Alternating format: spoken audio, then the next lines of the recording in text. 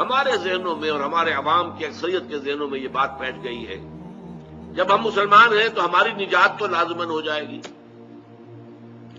جنت تو ہمارا پیدائشی حق ہے، ہم چاہے زانی ہیں، شرابی ہیں، یہ ہیں وہ ہیں، لیکن تیرے محبوب کی امت میں ہے، جب امت محمد کے اندر ہے ہم شامل صلی اللہ علیہ وسلم، تو پھر ہماری شفاعت تو ہو جائے گی۔ امتی امتی، اللہ کے نبی صلی اللہ علیہ وسلم جو ہے کس قدر تشویش میں ہوں گے اپنی امت کے بارے میں۔ وہ یہ بھول گئے کہ جب انسان یہ کام کر رہا ہے تو امت کے دائرے سے خارج ہو چکا ہے، امتی کہاں رہا؟ وہ تو صرف کہنے کو امتی ہے، حقیقت میں تو امتی نہیں ہے۔ یہ جو تصور ہے ہمارا، جب تک کہ یہ ٹھیک نہ ہو تو کسی اعلیٰ کام کے لیے، کسی بلندر کام کے لیے، کسی مشکل تر کام کے لیے، کسی کٹھن تر کام کے لیے آدمی کیوں تیار ہوگا؟ نظام باطل سے ٹکر لینا، اس میں تو خطرات ہیں، جان کا خطرہ ہے، مال کا خطرہ ہے، اور بہت سے اندیشے ہیں، تکالیف آ سکتی ہیں۔ اس سے بہتر ہے کہ جسے پنجابی میں کہتے ہیں نیوی پا کے آدمی زندگی گزار دے۔ ٹکر کیسے لے گا وہ، اگر اسے یہ معلوم نہ ہو کہ ٹکر لینا میرے لیے فرض ہے، لازم ہے؟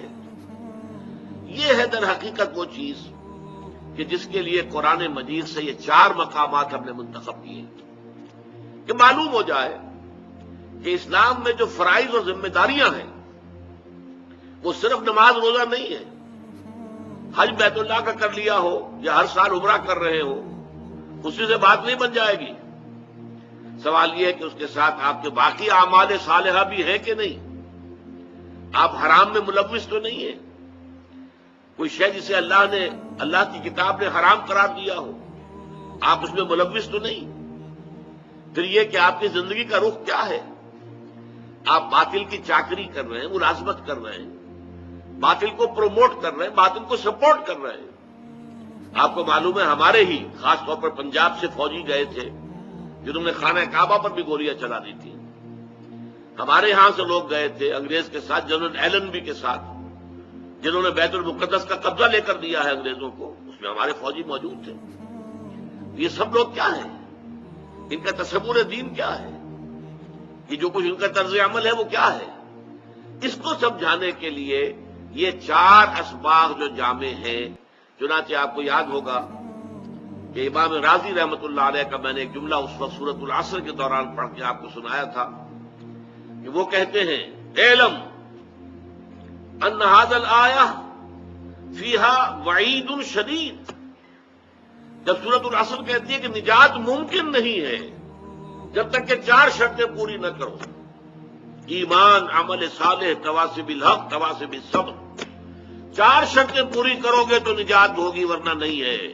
والعصر ان الانسان لفی خسر الا الذین آمنوا وعملوا الصالحات وتواصوا بالحق وتواصوا بالصبر۔ اعلم ان هذه الآیہ فیہا وعید شدید، اس میں بڑی شدید وعید ہے اللہ کی طرف سے، لأن اللہ تعالی حکم بالخسار علی جمیع الناس، اس لیے کہ اللہ تعالیٰ نے تو تمام انسانوں کی تباہی اور بربادی کا فیصلہ کر دیا۔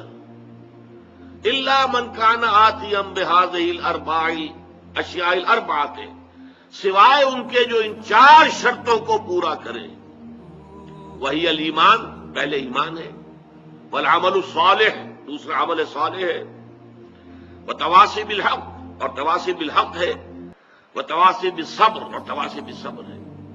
وَدَلَّ ذَلِكَ، یہ الفاظ ذرا نوٹ کیجئے اور یہ اردو میں بھی آپ کو سمجھ آ جائے گا، دلہ دلالت کرنا، وَدَلَّ ذَلِكَ، اس سے دلالت ہوئی اس بات کی طرف، رہنمائی ملی اس بات کی طرف، ان النجات، کہ نجات جو ہے آخرت میں عذاب الہی سے بچ جانا، چھٹکارا پا جانا، ان النجات معلقۃ بمجموع هذه الاشیاء، کہ نجات جو ہے ان 4 چیزوں کے مجموعے پر معلق ہے۔ ہمارے ہاں کیا ہے، محض ایمان ہے، ایمان کا بھی صرف زبانی اقرار ہے، دل میں یقین ہے ہی نہیں، اور جنت کے ٹھیکیدار ہیں ہم، ہماری تو گویا کہ ریزرویشن ہے جنت کے اندر۔ اب اس سے آگے کچھ محنت کرنے کی ضرورت کیا ہے؟ کائکوں کو کھکیڑ مور لینا ہے، حرام سے بچنا، جبکہ حرام کے ذریعے سے، سودی کاروبار کے ذریعے سے، یا اور غلط کاموں کے ذریعے سے، رشوتوں کے ذریعے سے اگر آپ کو دنیا میں عیش مل رہے ہیں ہر طرح کی تعیشات ہیں، ہر طرح کی آسائش ہے، تو کیوں چھوڑے آدمی؟ جبکہ جنت تو پھر بھی ملی جائے گی۔ یہ بالکل وہ عقیدہ ہے کہ جو یہود کے اندر پیدا ہو گیا تھا۔ وہ کہتے تھے لن تمسنا النار الا ایام معدودات، اور دوسری مرتبہ پھر آیا ہے لن تمسنا النار الا ایام معدودہ، ہمیں آگ نہیں چھو سکتی مگر گنتی کے چند دن۔ ہم تو نحن ابناء اللہ واحباؤہ، ہم تو اللہ تعالیٰ کے بیٹوں کے مانند ہیں، اس کے چہیتے ہیں، اس کے لاڈلے ہیں، تو ہمیں اللہ جہنم میں نہیں ڈالے گا۔ اور اگر صرف دوسرے لوگوں کی آنکھوں میں دھول جھونکنے کے لیے ہمیں جہنم میں ڈالا بھی تو فوراً نکال لے گا۔ ایام معدودات، چند دن کے سوا نہیں۔